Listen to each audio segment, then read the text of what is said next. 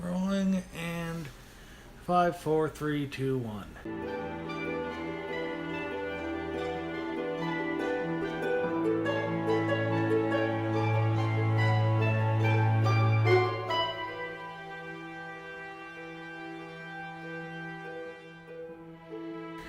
Hi, my name is Kathleen Nicole O'Neill, and I'm here with House of Cartomancy, and today I have a very exciting unboxing planned.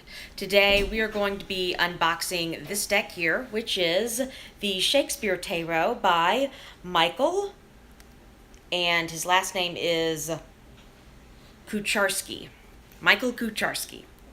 So this is a deck that I ordered a while back. I have not unboxed it. I have not done anything with it because I've been saving it for a special time. And so that is now. I will have to say at the outset, it's been a while since I've read Shakespeare. I read a lot of Shakespeare in high school, but I didn't take a lot of English classes in college. So there may be some characters that I'm not familiar with, and so hopefully this will be something of a learning tool for me as well. But I really loved the idea of a Shakespeare Tarot. I love Shakespeare. I love literature. I thought that this had a lot of potential, and so I'm really excited to do this unboxing. So I'm peeling off the wrap. It's kind of hard to get into. I'm going to just sit this in my lap because that's going to make it easier.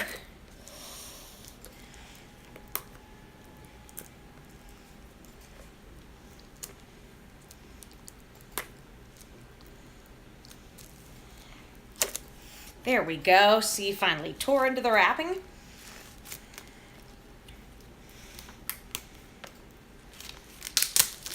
Some people really like this part, so I wanted everybody to be able to see me taking the wrapping off. And as you can see, the tarot comes in a really beautiful, colorful, nice, sturdy box. It has a magnetic closure. On the front, you have this beautiful image, and on the back, it says, William Shakespeare's work penetrates and reveals the human mind, heart, and soul, firing the imagination so that we may easily see ourselves within his cast of characters. In this extravagant deck of 78 tarot cards with accompanying guidebook, striking images and card meanings are perfectly matched with the tarot using Jungian archetypes from Shakespeare's most famous plays. All of us are Hamlet. We have all at one time or another found ourselves trapped like a fly in amber by indecision and in need of guidance. Discover through meditation, introspection, and the reading of tarot how to learn about yourself, understand self-control, and make the best choices by revisiting iconic stories invoked through Shakespeare's strong influences for over 400 years. So here we have a work of tarot that's at the intersection of Jungian archetypes and Shakespearean literature. And I really like that. I did not realize until just now that there was a Jungian theme. In a lot of ways, I'm a Jungian, so I'm really excited about that. So let's open up this box and see what we have inside. This is what it looks like when you open it up. And on the inside, you see here a little sketch of the artist, and it tells you a little bit about him, which I like. I'm going to have to go back and read that. That's really cool. I have not seen that before. It's almost like a little stage in a way when you open it up. Very creative, very appropriate for a Shakespeare Tarot deck.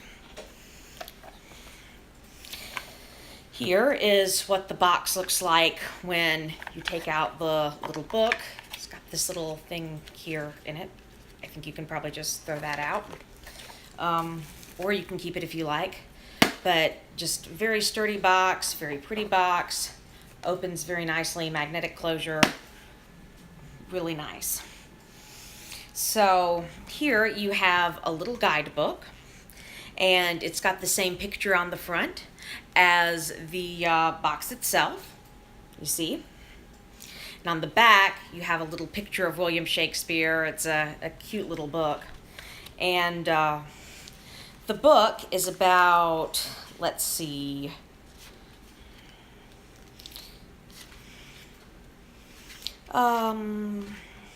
about 90 something pages, tiny, tiny book. And it talks about each card. Let's see. It has a table of contents. It has a preface. It has a history of tarot decks. Rather lengthy history of tarot decks, which of course is fairly appropriate, you know, given that this is a deck that is related to literature and history, so that makes sense. A short section called Using Your Tarot Cards, another section Reading Your Tarot Cards that's short, and then the Major Arcana. And so it goes through the Major Arcana, it goes through the Minor Arcana. It has, you see, a small black and white picture of the card and the name of the card, the number of the card, and it tells a little bit about it. So 0 is the Fool, and in this deck it is Falstaff. And so this is, say, the first page of the Fool in this little book. And on the back here, you have the second page, which gives the divinatory meaning and the reversed meaning of the card.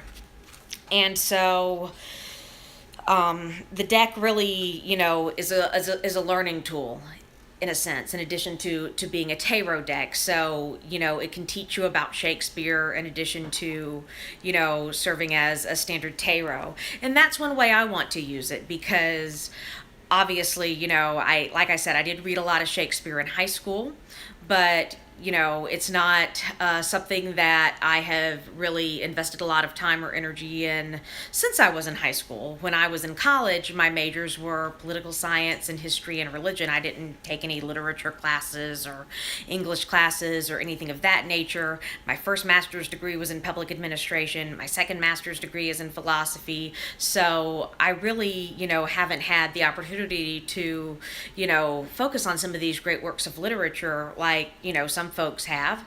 And so hopefully this will kind of be a teaching opportunity for me, and a learning opportunity for me.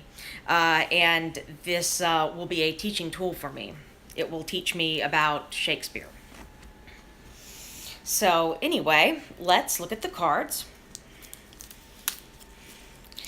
These are the card backs, and they're very beautiful. You see this very muscular individual, and they're holding up the globe, and that is what the back of the cards looks like. I'm not going to show you every single card. I'm a big believer that it's important for there to be some surprises whenever you open a tarot or oracle or Lenormand or any kind of deck for the first time. But I am going to show you some cards that stick out for me and that I think are interesting, and just give you some of my first impressions, because that's what an unboxing video is all about. As we discussed previously, we have Falstaff as the Fool. He looks like a really great fool. The Magician in this deck, number 1, is William Shakespeare himself, and I think that's a really poignant, really great choice. I really like that.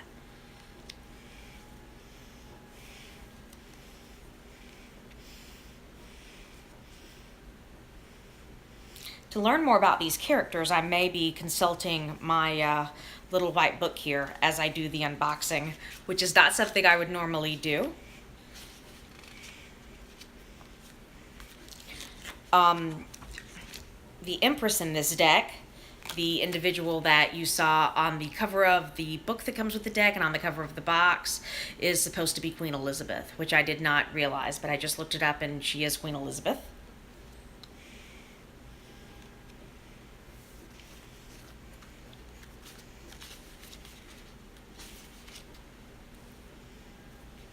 So, for me, one of the most important cards in any deck is the Hierophant. It's a card that I just have a very important connection to. And this is the Hierophant in this deck, and his name is Angelo.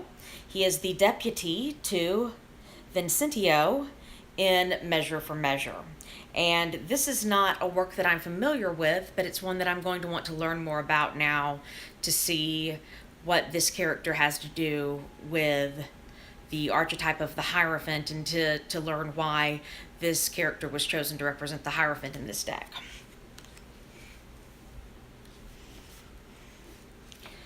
Of course, the lovers are Romeo and Juliet.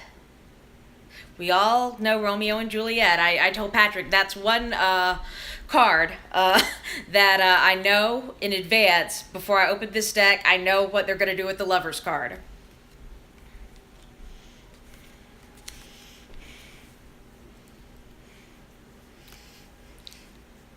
I really like Othello for the Chariot. And, Othello is a play that, I've actually seen live on at least one occasion, a very powerful play, and I really like this depiction of Othello as a very strong figure, and I think he's a very appropriate figure for the Chariot.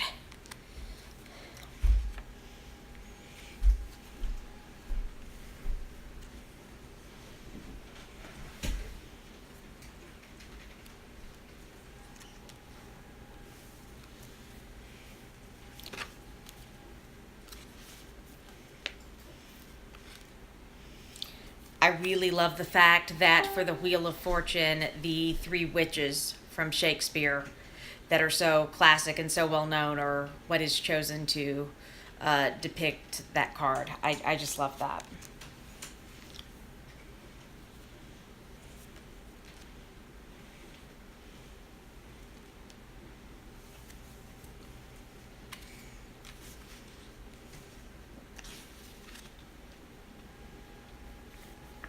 Death is a very interesting card in this deck. And in this deck, Death is portrayed as Nick Bottom.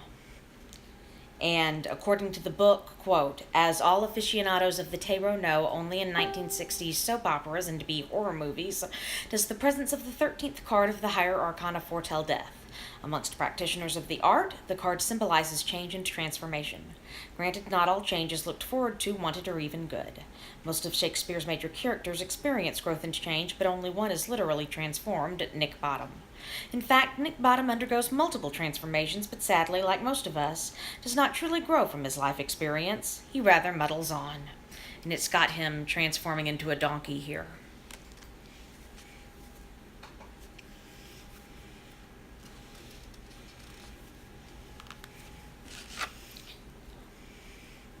Temperance is Ariel. I really like that.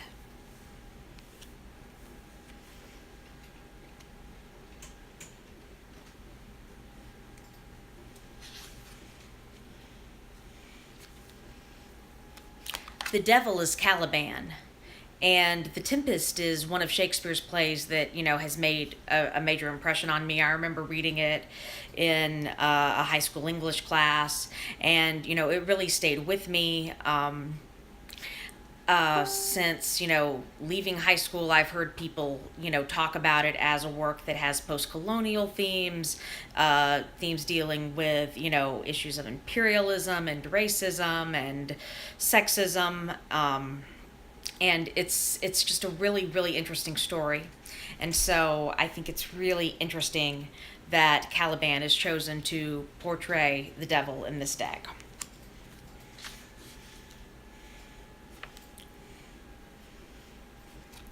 The Tower is King Lear, which seems very appropriate to me.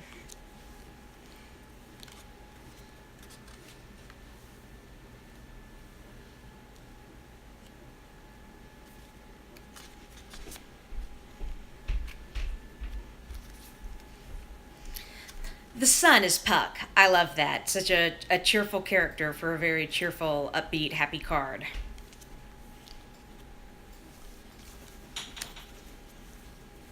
Like I said, I don't normally do unboxings looking through the book while I look at the cards, but for this, I sort of feel like I need to know what I'm seeing in terms of the characters. Because like I said, I have not studied Shakespeare in quite a while. I really like what the artist and deck creator chose to do for the World card, and it's the Globe Theater, and that's the very famous theater where Shakespeare's plays were performed during his lifetime. And so I love that as the World.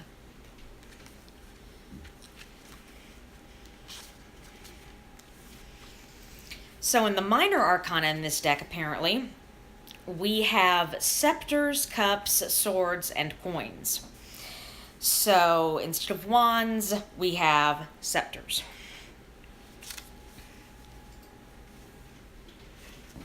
Let's see.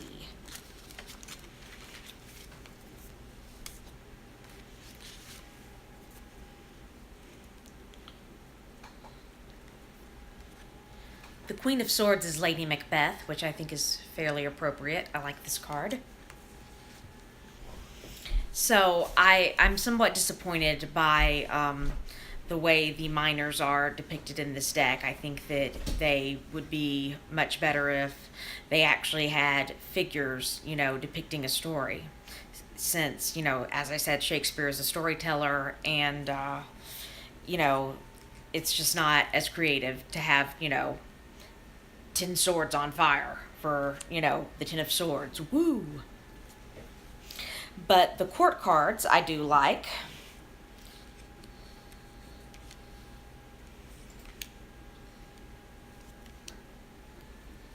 Here are the scepters, which are a stand-in for wands.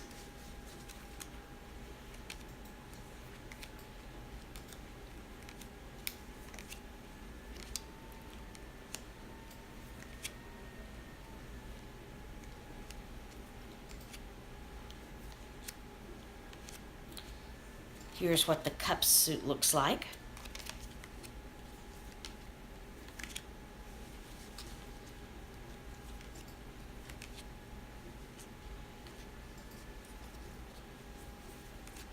Now let me consult my little book here to see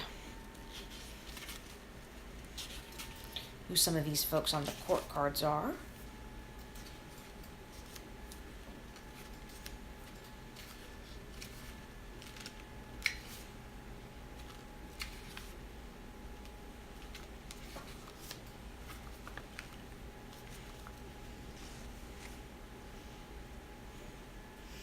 Here's a King of Coins to kind of give you a sense for what the court cards look like. And in this deck, let's see who the King of Coins is.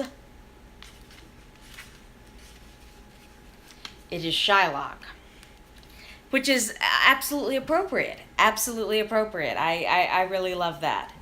And of course, the divinatory meaning is all about fortune and prosperity and wealth, and I love that.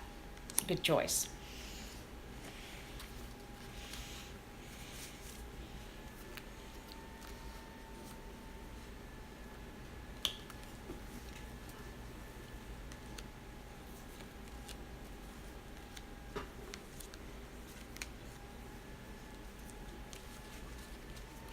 So, I have unboxed the Shakespeare Tarot, and just, having given it a cursory look, I can say the quality of the cards is very good. The cardstock is good. It seems as if they've been laminated or something of that nature, because they're not flimsy. They're very beautiful. And it seems like a lot of care has been taken to really appropriately match the tarot card with the Shakespearean character that it best represents. And I really like that. The only problem that I have with this deck, the only gripe I have about this deck, is that the minors are not really illustrated, other than with just, some swords or some cups or what have you. And I think that that's kind of a cop-out. I don't think that that's ideal, especially for a deck that is premised upon storytelling and the works of Shakespeare and literature and all that sort of thing. But in any event, it is a beautiful deck, and I'm glad I ordered it, and I am looking forward to learning more about this deck, learning more about Shakespeare, and hopefully reading with it at some point in the future. Thank you so much for tuning in. Again, this has been Kathleen Nicole O'Neill for House of Cartomancy, and I hope you enjoyed the video.